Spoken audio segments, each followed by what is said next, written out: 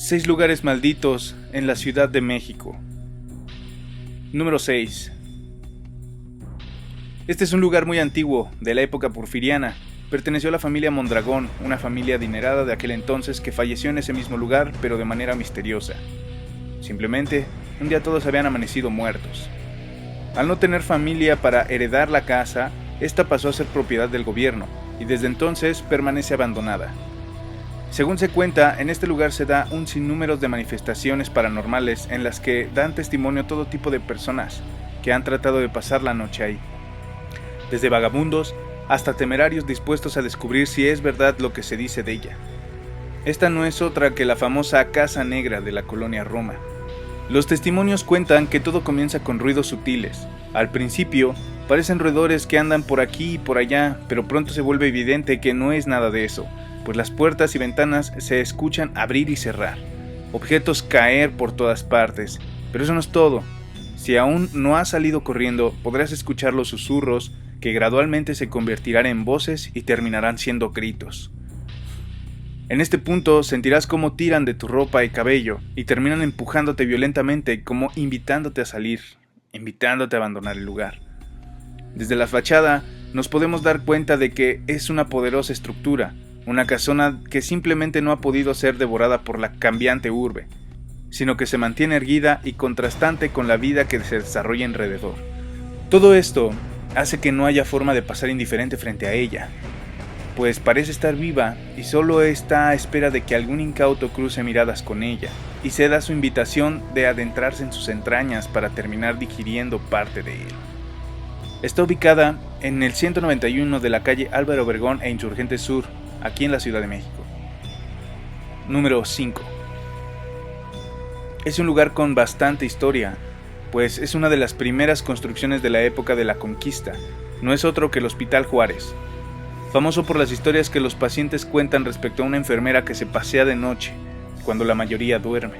Algunos de los que han permanecido despiertos por sus dolencias se han encontrado con una amable enfermera que los ayudará y que no es otra que la famosa Planchada. La leyenda de la Planchada cuenta que esta era una joven de nombre Eulalia, atenta con sus pacientes y vestida siempre de forma impecable.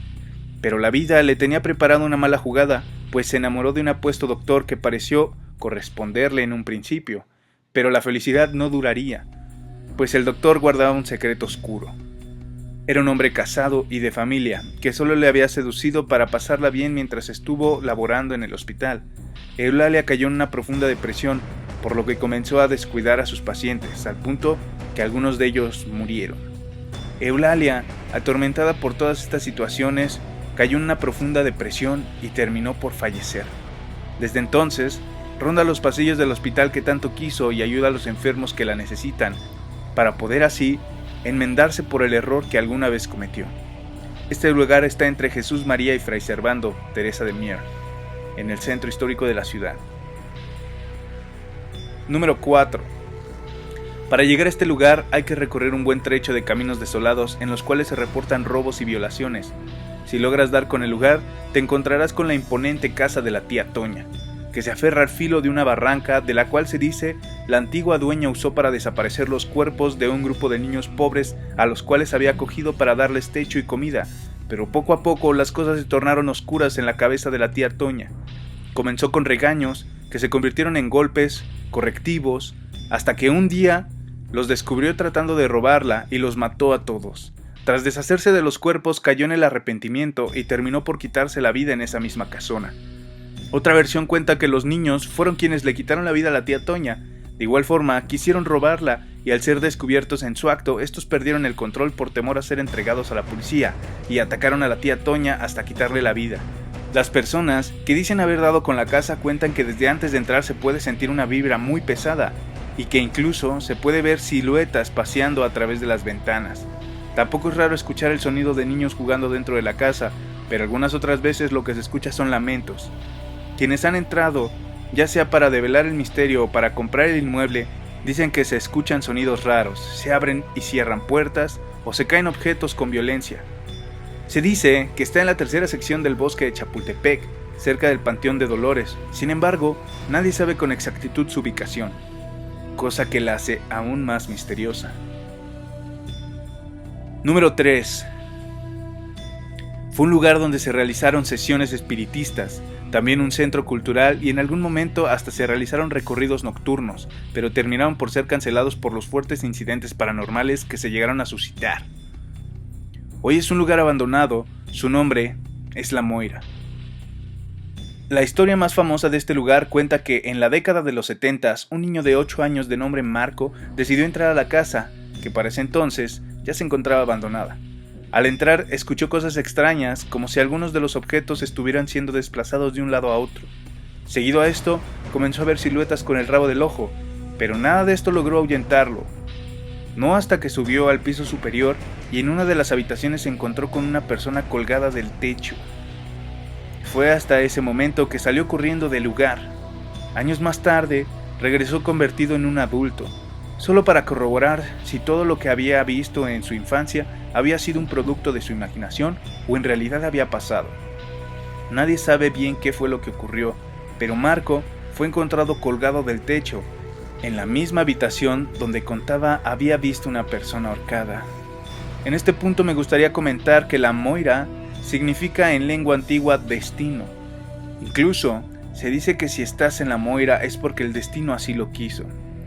¿Será que lo que Marco vio de niño fue un anuncio inequívoco de que sus días terminarían en esa misma habitación, de esa misma forma?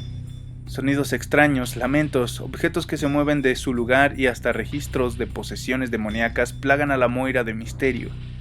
Ten cuidado de no acercarte demasiado, pues podrías terminar sabiendo más de tu futuro de lo que deseas. Está ubicada en el 125 de José Vasconcelos, esquina Juan Escutia, San Miguel Chapultepec. Número 2. Fue durante 76 años la prisión más temida de México, pues era bien sabido que era el hogar de los policías más sádicos y creativos que torturaban sin piedad a los prisioneros, muchas veces hasta matarlos. El Palacio de Lecumberri se mandó construir por el entonces presidente Porfirio Díaz y estaba pensado para albergar a 800 personas, pero llegaron a meter hasta 5,000 prisioneros.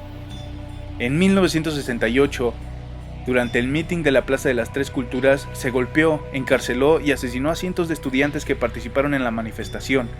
El Palacio Negro se llenó de voces de estudiantes y maestros que daban fe de las incesables torturas a las que fueron sometidos para confesar. Algunos regresaron con sus familias, pero muchos otros fueron devorados por las corruptas entrañas del Palacio Negro de Lecumberri. El palacio contaba con una cantidad abrumadora de celdas, oficinas, cocinas, talleres, escuela, su propia área psiquiátrica y hasta una morgue. Un coloso que albergaría infinidad de historias de corrupción, prepotencia y nepotismo. Por un tiempo fue una cárcel mixta, por lo que las violaciones, los abortos y los asesinatos se convirtieron en algo común. Los 76 años de injusticias, torturas, violaciones y asesinatos han dejado en el lugar una pesada carga energética que a pesar del paso del tiempo no se ha podido disipar. Hoy ya no es una prisión, sino el Archivo Nacional y las personas que trabajan ahí aseguran que todo el tiempo puedes escuchar ruidos extraños, ver sombras que se desplazan maliciosas por los pasillos, incluso de noche se puede ver personas vestidas con ropa de la época caminando por los pasillos.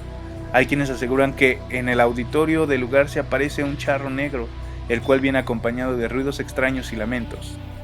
Este lugar se ubica al noreste del centro de la Ciudad de México, en la delegación Venustiano Carranza. Número 1. Esta zona está plagada de tragedias, pues desde la época de la conquista comenzó a coleccionar sangre inocente. El 13 de agosto de 1521 se llevó a cabo la última batalla contra los mexicas, cuando Cuauhtémoc fue obligado a rendirse ante Hernán Cortés. Ese día murieron más de 40,000 indígenas, todos asesinados en Tlatelolco. El 2 de octubre de 1968 tuvo lugar la famosa matanza de Tlatelolco, orquestada por el entonces presidente de la República Mexicana, Gustavo Díaz Ordaz. Miles de civiles, en su mayoría estudiantes, fueron asesinados sin piedad por la policía y el ejército mexicano. Los emboscaron y se deshicieron de la mayoría cuando se manifestaban en la plaza. Los que pudieron infiltrarse en los edificios de la zona fueron cazados y asesinados. Ese día hubo cientos de muertos, miles de heridos y centenas de desaparecidos.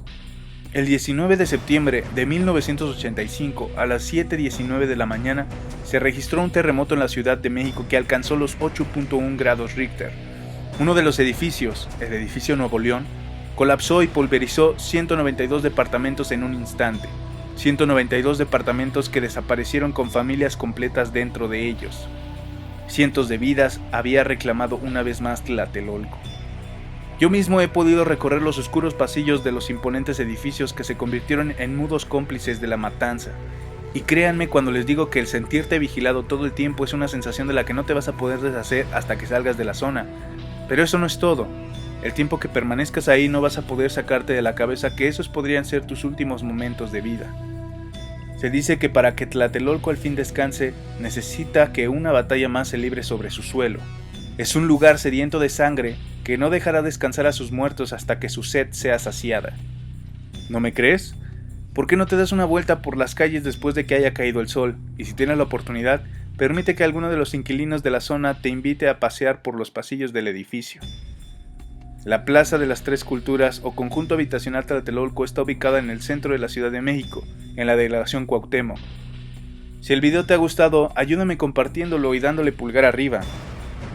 No olvides agregarnos en redes sociales. A Mitch la encuentras en Twitter como @_imitch y a mí me encontrarás como @ChrisDurden. También me puedes encontrar en Facebook como Chris Durden.